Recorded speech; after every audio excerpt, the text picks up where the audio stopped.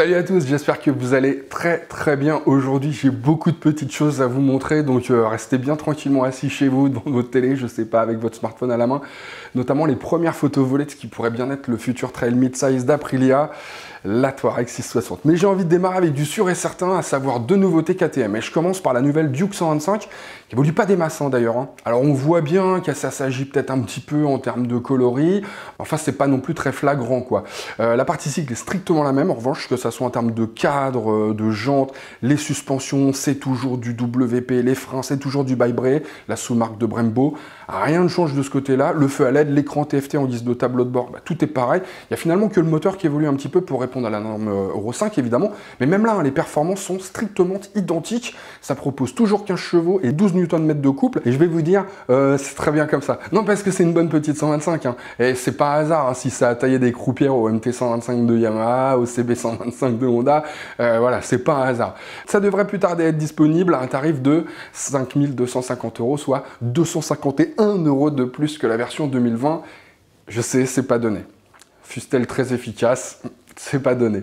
Du côté de la 390, ça bouge aussi, mais pas tellement plus. Décidément, chez KTM, on doit aimer l'adage « on ne change pas une équipe qui gagne », tu vois. En même temps, si ça gagne, pourquoi changer, quoi. Bref, elle passe Euro 5 sans perdre une once de puissance ou de couple. Le monocylindre conserve ses 44 chevaux et 37 Nm.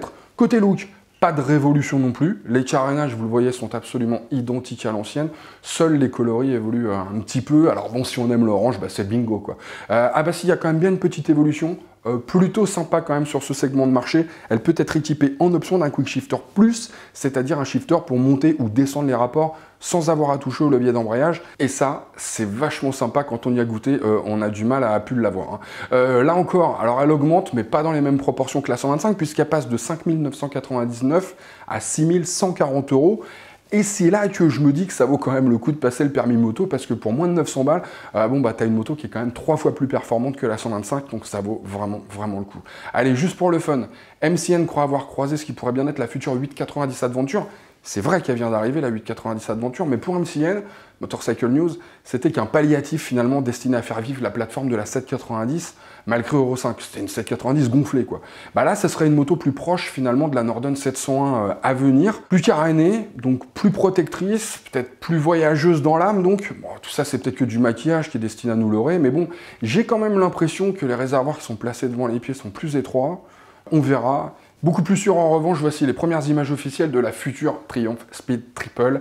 Et contrairement à ce que je pensais, décidément ma boule de cristal devait être un petit peu floue ce jour-là. Pas 1160, mais bien un Speed Triple 1200 RS. Ce qui ne veut pas dire que son moteur ne sera pas un 3 cylindres de 1160 cm3. En tout cas, on sent qu'il y a eu du boulot sur les signatures visuelles, ça c'est sûr, parce que de toute façon, on voit que ça.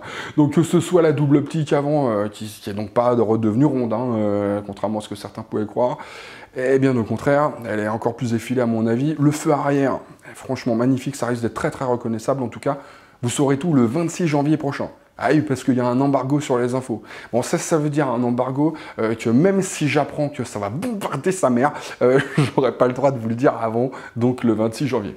D'un autre côté, je viens d'apprendre que 120 nouvelles voitures radar privées vont être déployées en France en 2021.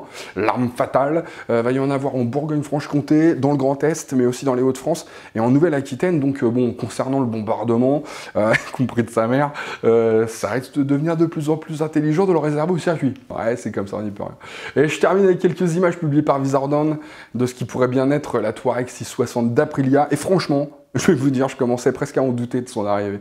Et d'ailleurs, quand on voit à quoi elle ressemble aujourd'hui, bon, on va pas la voir débarquer sur nos routes de demain, ça c'est clair. Ce serait plutôt pour après-demain. Voire, je parierais sur une présentation en fin d'année, pour un lancement début 2022 plutôt, perso. Toujours est-il que si on oublie les crash bars jaunes, qui sont définitivement super moches, et la ligne d'échappement qui clairement passeront pas l'hiver, avec sa suspension à fort débattement, ses belles jantes à rayons, peut-être même du 21 pouces à l'avant, franchement d'ici j'ai un petit peu de mal à voir.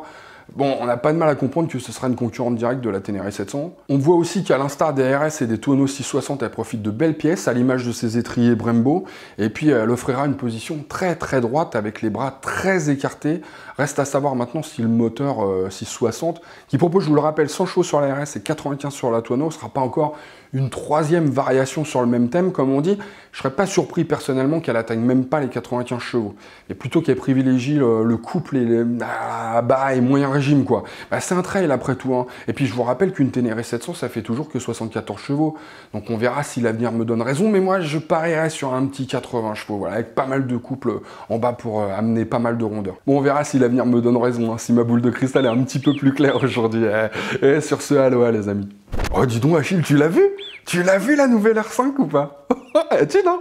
Bon d'accord, c'est une électrique, mais franchement elle a de la classe, hein. Bah ça me rappelle toute mon enfance, moi. Attends, t'es fou quoi? Ah mais si, la R5, c'est la classe. Il paraît même qu'il y aura une 4L, enfin une LR4 électrique aussi, ouais, je sais. Bah il y a beaucoup d'électriques, hein. Faut dire que bon, ça marche de mieux en mieux les voitures électriques.